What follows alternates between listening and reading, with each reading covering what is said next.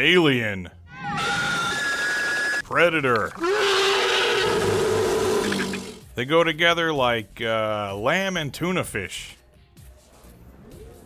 Lamb and tuna fish? Maybe you'd prefer spaghetti and meatballs?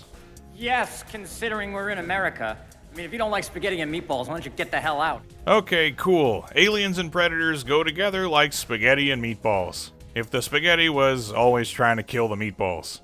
Both franchises were a great blend of sci-fi, action, and horror.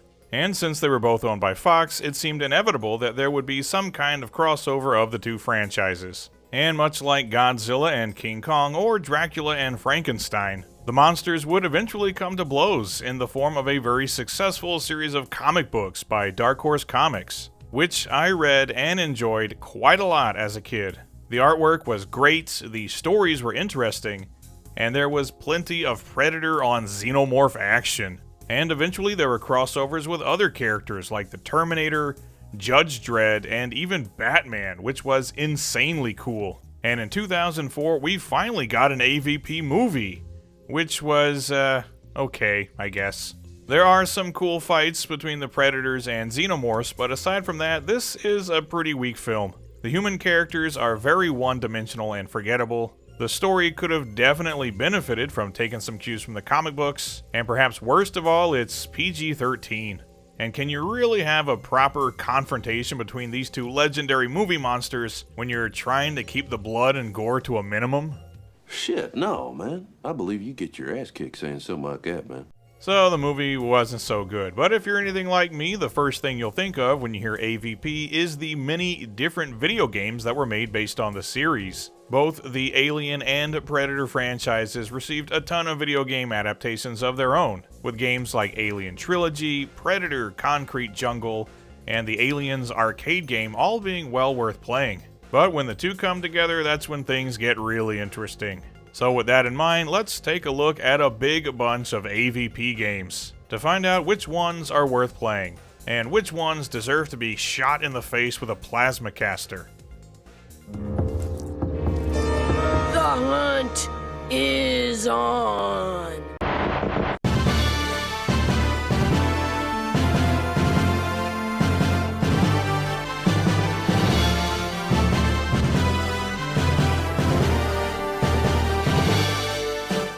Okay, let's start things off with something awesome, and that's the 1994 Alien vs. Predator arcade game by Capcom, which, if my audience polling is anything to go by, is a lot of people's favorite AVP game, and it's really easy to see why. Capcom did the same thing here that they did with a lot of other licenses like The Punisher and Dungeons & Dragons, and turned AVP into a side-scrolling beat-em-up. And it just might be the best beat-em-up they ever produced. The game kicks off with Lieutenant Lynn Kurosawa and Major Dutch Schaefer of the Colonial Marine Corps being dispatched to the fictional city of Standridge, California, to assist with the containment of a xenomorph infestation when they are quickly overrun. But right before they're about to bite it, they're suddenly saved by a group of predators who are apparently here just for the pleasure of hunting xenos, and the two factions team up. So this game gives you 4 playable characters to choose from. Your 2 human characters, Lynn and Dutch, and 2 predators, the warrior and the hunter. And they're all fun to play as, but with this being an AVP game, I always choose one of the predators. They both come equipped with a melee weapon as well as their plasma caster, which can deal some serious damage to enemies from a long range. But it overheats pretty quickly and needs a cooldown period, which keeps it from being too overpowered. Unless, of course, you find the power-up that gives you unlimited energy for a brief period, in which case, you can just go crazy blasting everything that moves. On the other hand, you have Lynn and Dutch, who represent the speedy and powerhouse character archetypes. Lynn is really quick, and she comes equipped with a katana and an automatic pistol that doesn't overheat, but it does need to be reloaded, which leaves you vulnerable. And then there's Dutch, who brings in some serious muscle, body slamming xenomorphs and hitting them with flying elbows, Macho Man style. And he has a sweet cybernetic arm that also houses a machine gun. So no matter which character you pick, they all have some unique perks, and of course this game is best played with multiplayer, as it comes in both 2 and 3 player varieties. And the gameplay is super satisfying. There are always a ton of enemies on screen, and plowing through them is a ton of fun. And as you progress, you'll encounter more than just xenomorphs, in particular other colonial marines at the service of the Weyland-Yutani Corporation. And that's when the variety of weapon pickups goes from good to great. You get grenade launchers, plasma rifles, and even the iconic smart gun. And honestly, there's nothing quite like seeing a predator armed with a smart gun mowing down everything in sight. And each level is capped off with a sweet boss battle, mostly against various iterations of the xenomorphs, but also including some bad blood predators that have turned against you. And the whole thing wraps up with a showdown against the alien queen. This is a game that no matter how many times I've played it, if someone asks me if I want to play it again, I always say hell yeah, because it's just so damn fun. Beating the bejesus out of endless waves of xenomorphs, firing indiscriminately in the bonus stages, and just soaking up the fantastic visuals and sound design is just something that never gets old. Again, this just might be Capcom's greatest beat-em-up ever, and has to be considered high in the running for best arcade beat-em-up of all time. Even though this wasn't the first AVP game ever released, it was the first one I ever played. And man, what a way to be introduced to the series. And soon after, I found out there was actually another AVP game on the SNES.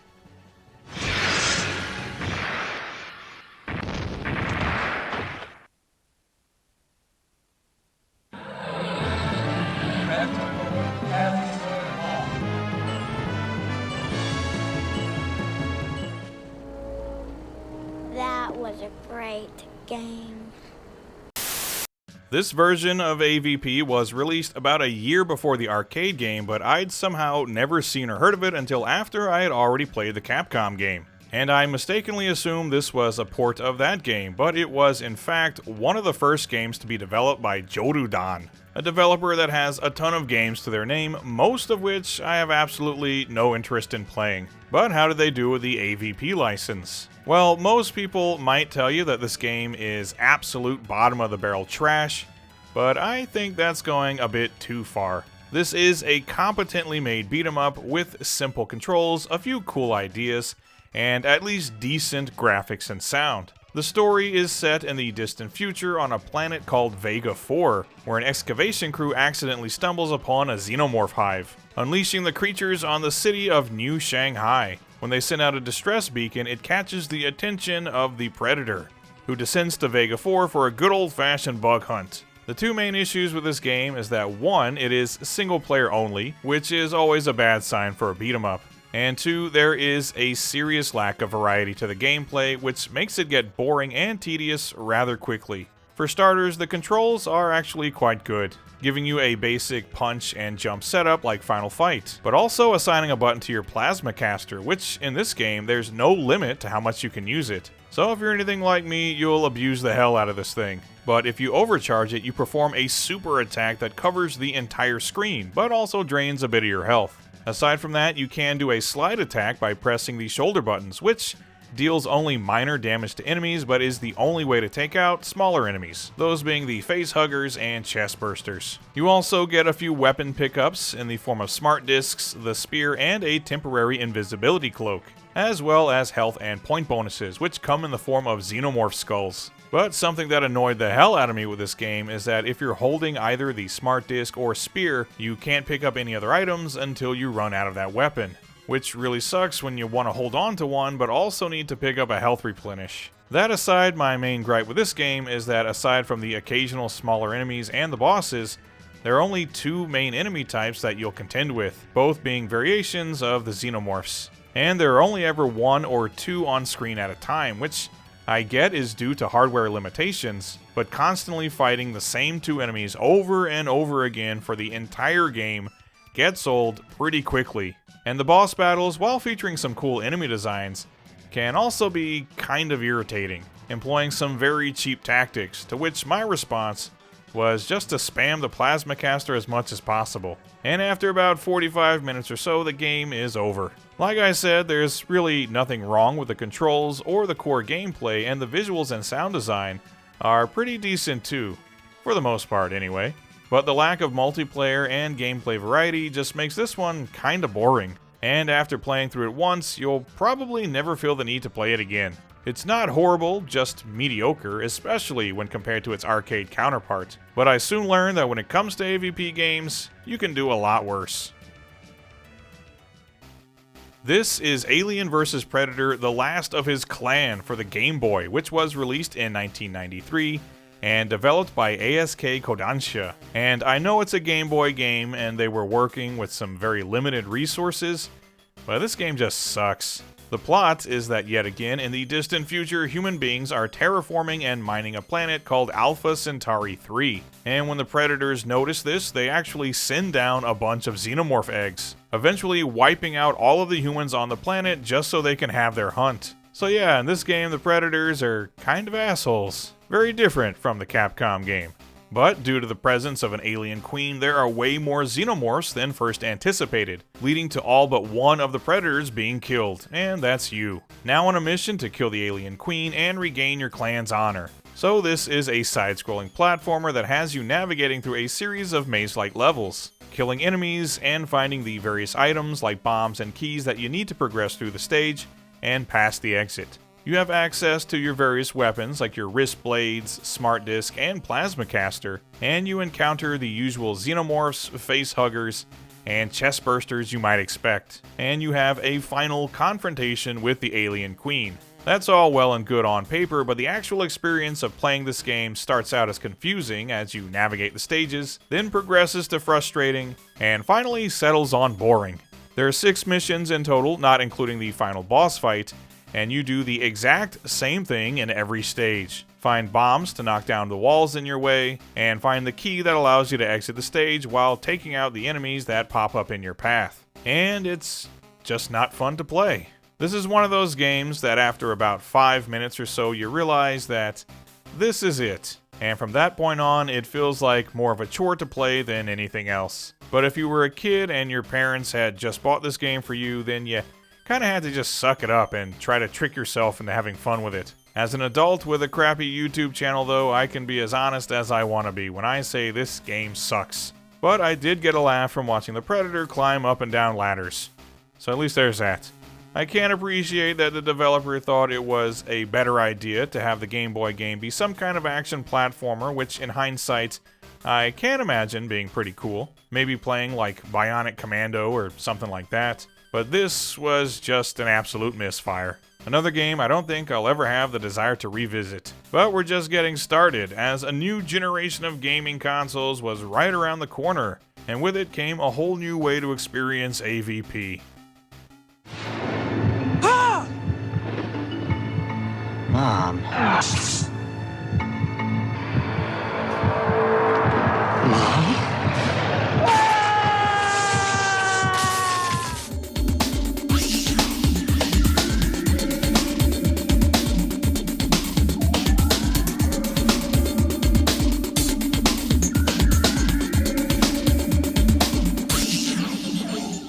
In 1994, only about 6 months after the AVP Arcade game was released, we got Alien vs. Predator on the Atari Jaguar, which itself was a console that always seemed to have some potential, but just never had the library of software to make it worth the $250 investment. Like, I can remember thinking that it was impressive that there was such a thing as a 64-bit console on the market, but the only game that ever made me look twice was Alien vs. Predator, which I finally got to play in 1995 at that one friend's house whose parents gave them everything. And I was simultaneously impressed by the visuals and underwhelmed by the gameplay, remarking that it wasn't as fun as the arcade game, which in turn pissed off my friend and compelled him to turn the game off. Going back to it now though, I may have judged it a bit harshly, because this game is actually pretty decent despite its flaws. For starters, it's the first game in the series that actually lets you play as a xenomorph, which is cool, though it does take some time to wrap your head around playing a first-person shooter, except you can't,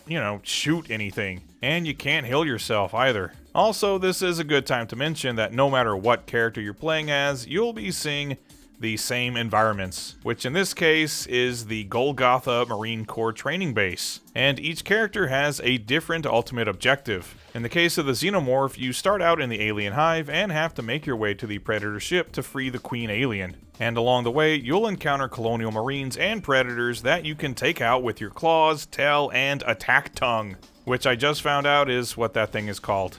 You have to play hit and run though, because as I said, you have no ability to heal yourself, but instead you'll need to cocoon downed soldiers, which then act as respawn points when you die. So you'll probably cocoon quite a lot of them. Aside from that though, it's just a simple matter of making it from point A to point B, either by roaming the halls or using the air ducts to get around the base. And this is definitely the most unorthodox character to play as, but it is pretty fun, though this is also by far the shortest campaign in the game. On the other hand, you've got the Predator, who in this case starts out with only his wrist blades for a weapon, and you have to earn all of your other weapons over time. You do this, as you might expect, by killing enemies, but there is a catch, in that at any time you can turn on your invisibility cloak. But if you kill enemies while invisible, it doesn't earn you any honor. So you'll be creeping around while invisible, then drop your cloak to make the kill, and then go invisible again until you unlock some better weapons, like the combi stick, the smart disc, and ultimately the plasma caster, which you absolutely need as you can't defeat the final Alien Queen boss without it. So you'll be seeking out every enemy you can find, just trying to unlock those damn weapons, which does get pretty challenging in spots, especially when faced with an area filled with Marines wielding pulse rifles and flamethrowers. But luckily the Predator can pick up and use medkits that you find lying around the stages. And the ultimate goal for the Predator is just to make your way to the Xenomorph hive and kill the Alien Queen, thus earning you a great deal of honor, and presumably a gift certificate to the best water park in Yoncha Prime.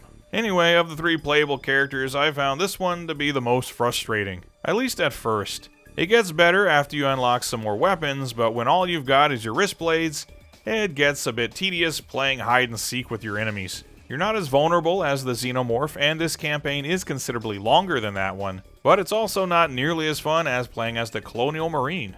In particular, you're playing as a guy named Private Lance J. Lewis, who is being held in the brig for striking an officer when he's released from his cell after the Xenomorph attack. And your ultimate goal for this campaign is to activate the base's emergency self-destruct sequence and flee the planet in an escape pod, which the game only gives you 2 minutes to do, so you'd better know where that damn thing is, otherwise you're screwed. And that brings me to what is probably the most irritating thing about this game, which is how maze-like and difficult to navigate it is, which isn't helped by how samey the environments look, which forces you to rely on your map quite a lot to find your way around. And when playing as the Marine, the main thing you'll be doing, aside from blasting Xenomorphs, is looking for keys and other items you need to progress from one area to the next. And yes, it does get rather confusing. On the other hand, this is the most fun character to play as because it plays more or less like any other first-person shooter from the day, giving you an assortment of weapons including the shotgun, pulse rifle, flamethrower, and finally the smart gun. And there's no shortage of enemies to mow down.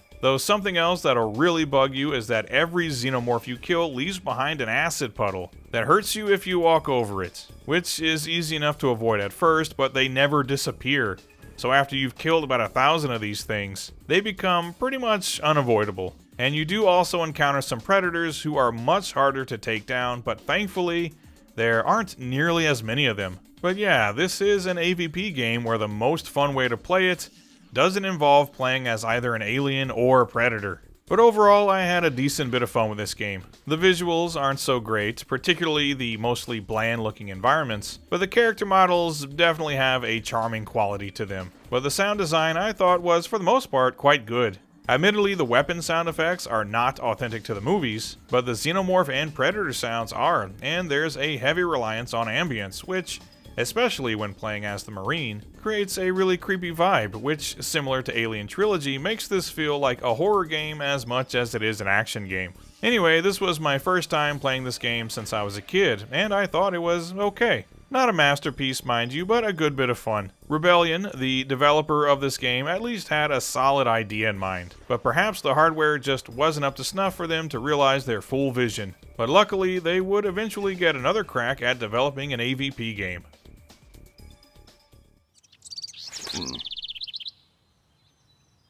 Wait a minute.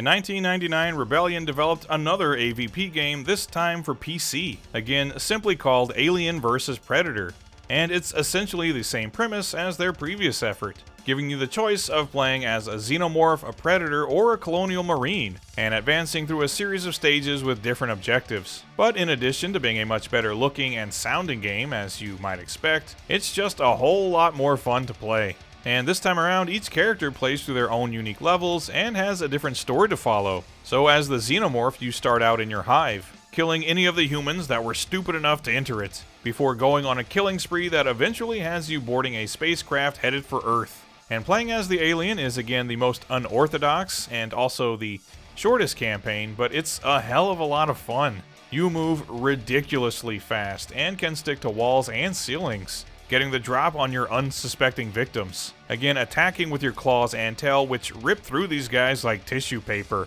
And you do still have the use of your attack tongue, but in this game it's used exclusively to attack people's heads, just like in the movies. And this is how you'll replenish your health. So no more cocooning for you. Aside from killing every human you come across, you'll mostly just be hitting switches to open up your path to the end of each level. And the final boss of this campaign is a fight with not one, but 2 predators, which honestly isn't all that tough. And I guess I could say the same for the game as a whole. While it's a ton of fun, it's not exactly the most difficult to get through, as each of your playable characters is a total badass in their own right.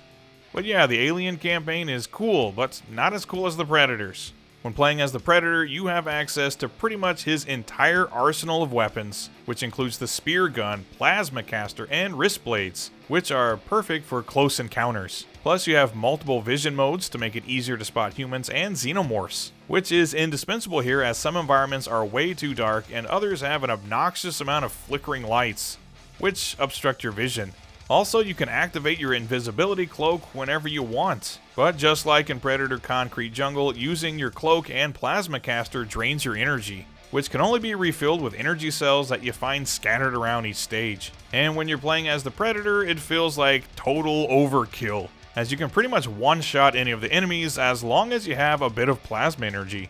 And even without it, your wrist blades and spear gun make short work of flimsy little humans and xenomorphs. That is, until you eventually encounter something the Weyland-Yutani Corporation had been hard at work on: cybernetically augmented xenomorphs, which is insanely cool, basically blending together a xenomorph and a Terminator. And the whole thing concludes with a final showdown against the Alien Queen. Basically, when you're playing as the Predator, you feel appropriately like an absolute badass, an elite killer of the highest order, and it's extremely satisfying to blast enemies with your plasma caster or knock their head off with a single swipe. And while the Predator campaign in the first game was arguably the most boring, it's arguably the most fun here. Then there's the Marine campaign, which again feels the most like just a traditional FPS from 1999, giving you the usual assortment of weapons like the pulse rifle and smart gun, this time around with their appropriate sound effects. And each stage requires you to flip switches and find keys and other items to progress. And the entire time you're constantly under assault by xenomorphs. And the action is fast-paced and intense. I said the Predator campaign might be the most fun overall, but the Marine campaign is definitely the most exciting, constantly keeping you on your toes. But it's also the most difficult of the 3. Again, there are a lot of areas that are really dimly lit, forcing you to rely either on flares or your night vision to even be able to see what the hell is going on. And overall, just like the previous game, there's definitely an element of straight up horror here. And all throughout the game, you'll be getting video messages from various other characters, who are obviously played by people who worked at Rebellion, which I must admit is funny and has a real charm to it, reminding me that this was still a time when devs had to work around technological and budgetary limitations. But the final product is something that's pretty impressive for its day. This was a pretty damn good looking game back in 1999 and features a whole bunch of references to the Alien film series, including levels set on LV-426, Fury 161, and even coming across the fossilized space jockey, which I certainly appreciated as an Alien fan. Also, the sound design is once again really good, this time around with sound effects that are more faithful to the films and a much more energetic and exciting soundtrack. So all things considered, this was a great game for its day, and things were only looking up for AVP games.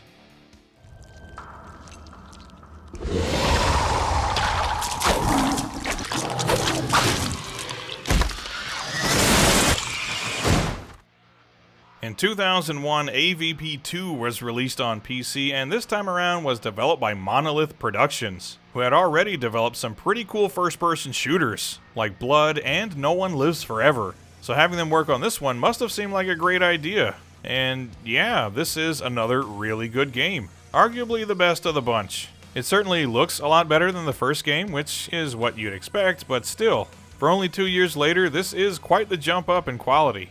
And unlike the previous game that featured 3 separate campaigns that had seemingly nothing to do with each other, here they all intersect, and each character once again is playing on the same maps. With the game being set on a planet where Weyland-Yutani is, as usual, performing some wild experiments on both xenomorphs and predators. The Alien campaign this time around is especially cool as it takes you through the entire life cycle of a xenomorph, starting you out as a facehugger, staying out of sight, and finding a guy to ambush, only to then wake up as a chestburster where you have to bite your way through the guy's chest, in a sequence that is especially cool. You then scurry around the stage looking for soft targets to take out until you can finally grow to full size and start really doing some damage. After that, the gameplay is similar to the previous game. You're still killing everything in sight, chewing on people's heads to restore your health, and making your way from point A to point B in an effort to free the alien queen and establish xenomorph supremacy.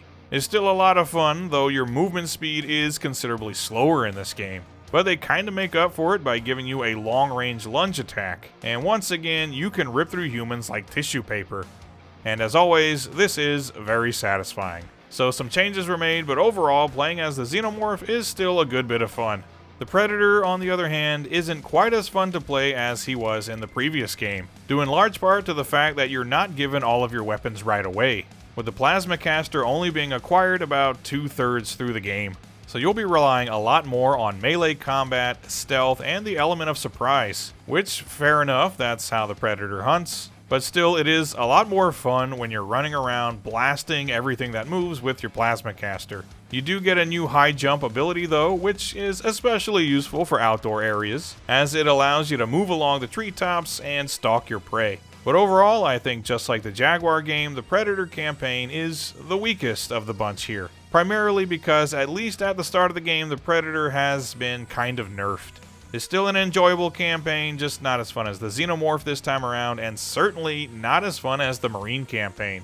If the previous game's Marine campaign was about pure action with a bit of horror sprinkled in, this one feels like a bit more of an even split. It has you playing as a colonial Marine named Frosty Harrison, who has come to this research center along with his fellow Marines to investigate a communications blackout. And at first, it's a bit of a slow burn, being purely atmospheric as you try to piece together what happened, before finally encountering some xenomorphs. And at various points in the game, things do slow down a bit as you try to reach your objectives, letting the tension take over as you make your way through dimly lit corridors, even hitting you with the occasional jump scare. But once the fight is on, you've got a ton of weapons to make use of, including old classics like the pulse rifle and smart gun, but they also threw in a rocket launcher and even a sniper rifle, which comes in very handy. So there's definitely plenty of fun shooting action here, but it does also drive home the fact that the xenomorphs and predators are terrifying monsters, and you are in fact their prey, which is how it should be. You want to have fun while playing as the Marine, but you have to remember whose game this is. And overall, AVP 2 is a really fun game regardless of which character you're playing as, even if each campaign is a little on the short side. This is still a game that's worth revisiting today. And after this, we wouldn't see another AVP first-person shooter for about 9 years. And what came next was instead something completely different.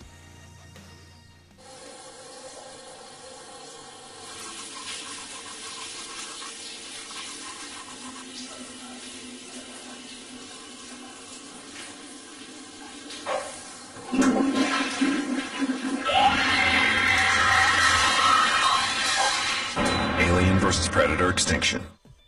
In 2003, we received what I think is a real black sheep of AVP games, and that's Alien vs. Predator Extinction, which is notable for 1, being the first console-exclusive game in the series in about a decade, and 2, that it's a real-time strategy game, which in theory seems totally counterintuitive.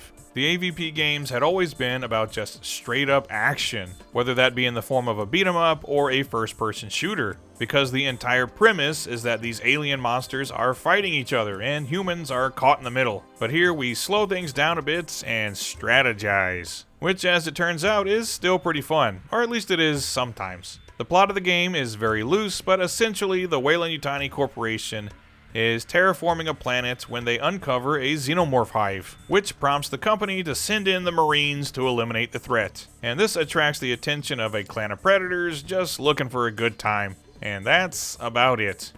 It's nothing especially deep, but that's fine because it's not a narratively driven game. You just want to get right to the gameplay. And just like with the previous handful of games, you have the option of playing as the aliens, the predators, or the space marines. And they all come with unique objectives and variations on the gameplay.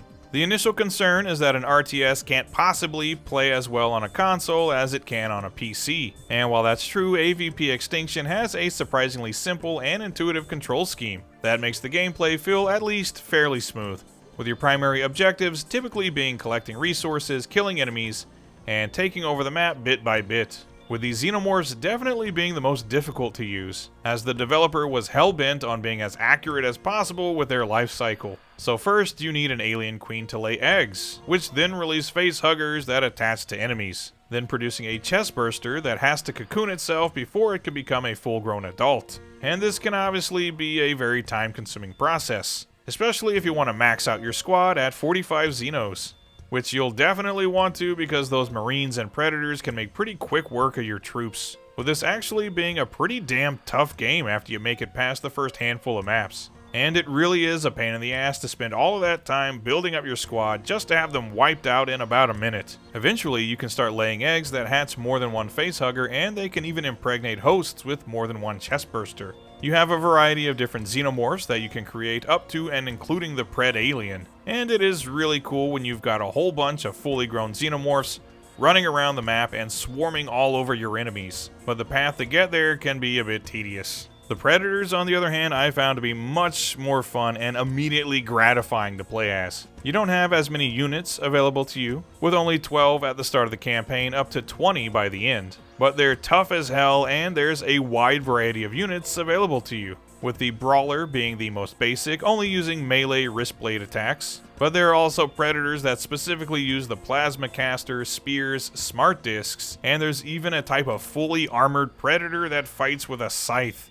And they look like something straight out of Warhammer 40k. And they can all be summoned to the battlefield via a mobile shrine that also attacks enemies with lasers as it hovers around the map. The objectives for the Predators are also the easiest to wrap your head around. Just kill everything in sight and take their skulls as trophies, with each map having a high value target that you'll need to take out to clear the mission. And honestly, playing as the Predators almost feels like cheating, because there's just so much they can do and they can take a ton of punishment, even being able to heal themselves and use their invisibility cloaks to get the drop on enemies. And there's just something so satisfying about seeing an entire squad of 20 Predators absolutely annihilating everyone in sight and then tearing their heads off afterwards. The Colonial Marines, on the other hand, play more like you'd expect from an RTS like this, mostly being tasked with destroying targets, retrieving valuable items, or repairing the numerous atmospheric processors dotted around the map. And by doing all of this, you get the resources and money you need to call in more Marines. And they come equipped with weapons like pulse rifles, smart guns, flamethrowers, and even exosuits that pack some serious firepower. You always need to have at least one comm soldier though, since they're the only ones that can call in the dropship to deliver more Marines. Plus, you'll always want to have a medical soldier handy and an android, as they're the only ones strong enough to carry around large items, which is often crucial to clearing a mission. For the most part though, when you're playing as the Marines, it's all about having the superior firepower, so that when an enemy is foolish enough to peek its head out, they get absolutely annihilated. And you'll not only be fighting xenomorphs and predators, but also rogue synthetics that have some pretty gnarly weaponry of their own. And this campaign is also great fun because, hey, who doesn't like compiling a team of ultimate badasses to run roughshod all over an alien planet? Overall, I was actually kinda surprised by how much fun I had with Extinction. I wasn't sure an RTS would work well with this series, but the developers at Zono did a pretty good job here. It's not the greatest RTS ever made or anything, but it's worth at least a playthrough if you're an AVP fan, or just an RTS fan in general. What came next, though, that was a different kettle of facehuggers altogether.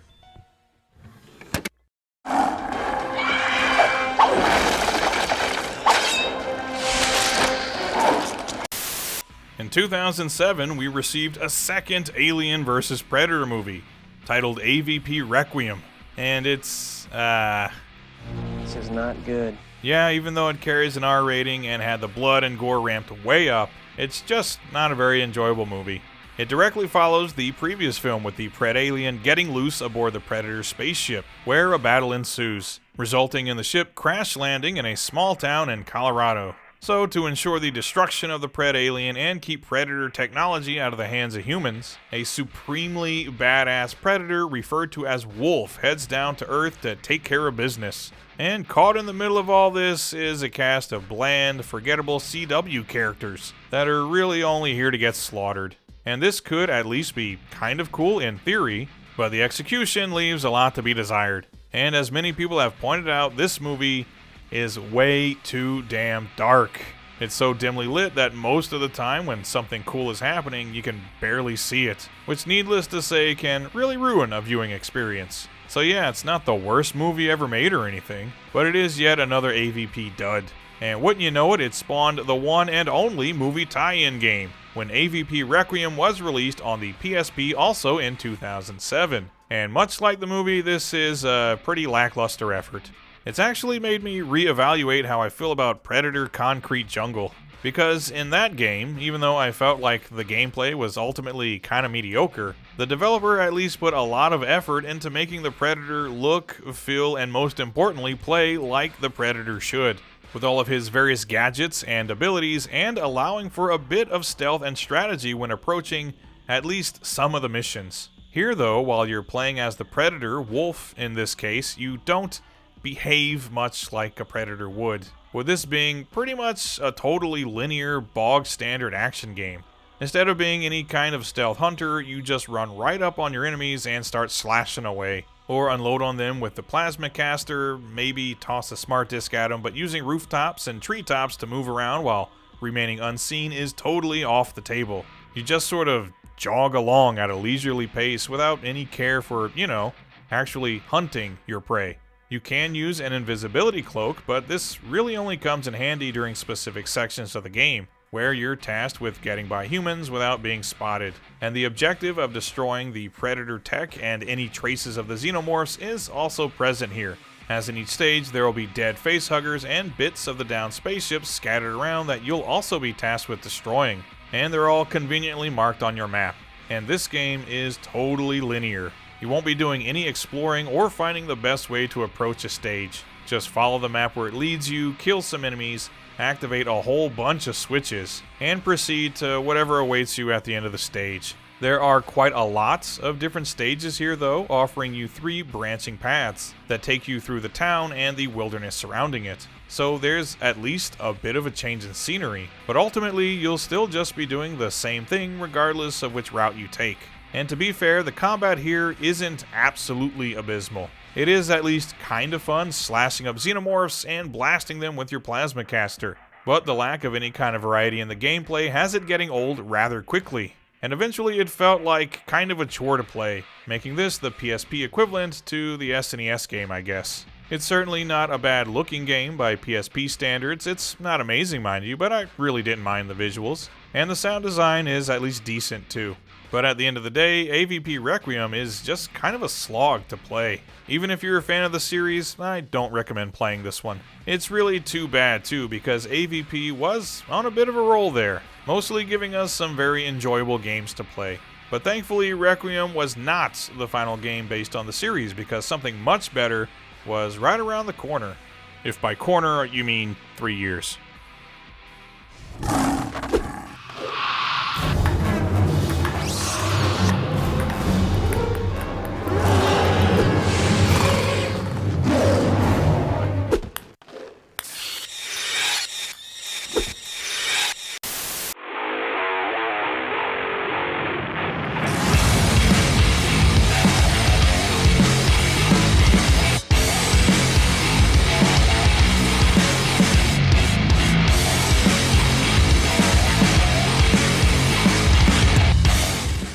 2010, Rebellion, the developer of the Jaguar and first AVP games, returned to try their hand one more time with this series with the simply titled Alien vs. Predator for PC, PS3, and Xbox 360. And while it received a mixed reaction at the time, I've personally always thought this was, for the most part, a very enjoyable game. The story kicks off with the Weyland-Yutani Corporation once again doing some shady experiments on an alien world, and attempting to unravel the secrets of an ancient predator pyramid, again accidentally unleashing a plague of xenomorphs, which in turn requires the services of a squad of colonial marines, attracting the attention of a predator, who this time around is not only seeking the thrill of the hunt, but also trying to maintain the integrity of the ancient burial ground.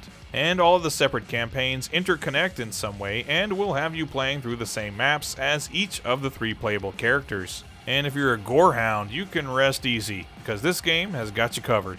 The Alien campaign has you playing as a xenomorph called Number 6. That's being experimented on in a lab. And when everything goes tits up, you escape your confinements and start eviscerating everything in sight, escaping from the lab and taking the fight to the Marines and Predators, with the final stage in particular pitting you against 3 Predators back to back, which needless to say is a pretty tough fight, and also exposes how clunky the melee combat can be. But for the most part, you'll be running around at lightning speed and sneaking up on people to perform some especially brutal stealth kills with your claws, tail, and attack mouth. This can be a lot of fun, but for a large portion of the game, it's also not really necessary, as a lot of the time your only real objective is to get from point A to point B, and it's pretty easy to bypass enemies as opposed to confronting them, which is obviously the safer tactic, but not nearly as fun. So you'll often find yourself deviating from your main objective to just go ham and kill everything in sight, just for the satisfaction of hearing them scream. Even if you do this though, the Alien campaign is extremely short. If you're playing on the default difficulty and not taking too many detours, you can finish it in about an hour. It's a fun hour for sure, but that's not a lot of bang for your buck. The Predator campaign, conversely, is quite a bit longer, and I think it's a lot more fun. Mostly because, again, it just makes you feel like an absolute beast, giving you a big bunch of weapons to make use of, and including that sweet super jump that really comes in handy for getting the drop on your enemies, which, much like the Xenomorph, means you can perform some excessively violent stealth kills. Like seriously, Rebellion went all out on the blood and gore here, approaching Mortal Kombat levels of absurdity, and I absolutely love it. In your arsenal, you have your plasma caster, which one-shots pretty much any regular enemies in the game, but also eats up a ton of your energy. And you also have remote bombs, which are fun to play around with, the smart disc, which also consumes energy, and the spear, which is another one-shot kill kind of weapon. You also have twin wrist blades, which are not only useful for stealth kills, but you'll also use them when engaging in melee combat, primarily with xenomorphs. And again, this is when the game is at its least fun, as sometimes it really feels like you're forced into these fights, when what you'd really rather do is just kill them from long range. But on the other hand, it does open the door to some pretty gnarly executions, which are just plain cool.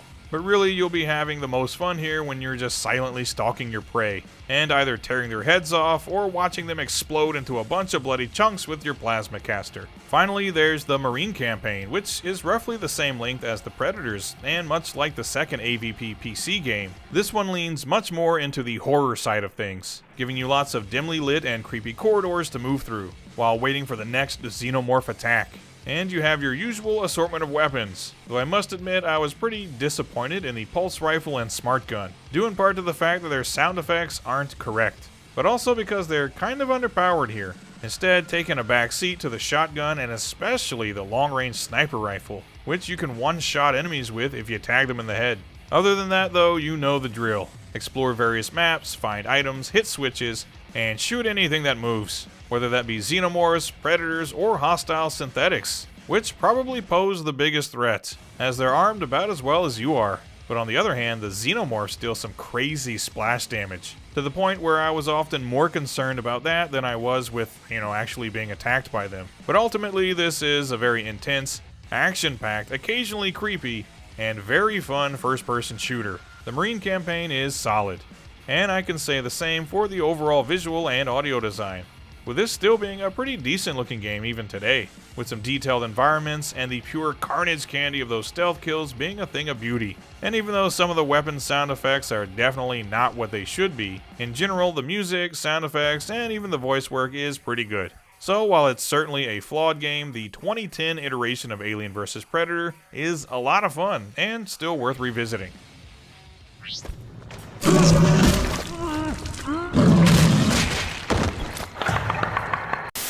So that's it, all of the AVP games on consoles and PC. And it's quite a mixed bag, but for the most part, I had a lot of fun with these. As for which ones are the best, the retro gamer in me says the arcade game, which again is one of the best beat-em-ups ever made. But I also have to give a nod to the Rebellion games for just being solid and fun first-person shooters that did their best to give a faithful AVP experience. And as for the worst, well, that's easy. Don't ever play the Game Boy game, as it just plain sucks. And you can also pass on the PSP game, as it's just plain boring. The SNES game is also really boring, but at least it has an excuse. It was largely limited by the hardware it was made for, but the PSP game could have been a lot better. Anyway, that's all for this video. I've definitely had my fill of xenomorphs and predators, and I want nothing more than to go down for a nice long hypersleep.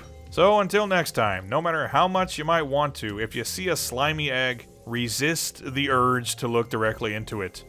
The consequences could be dire.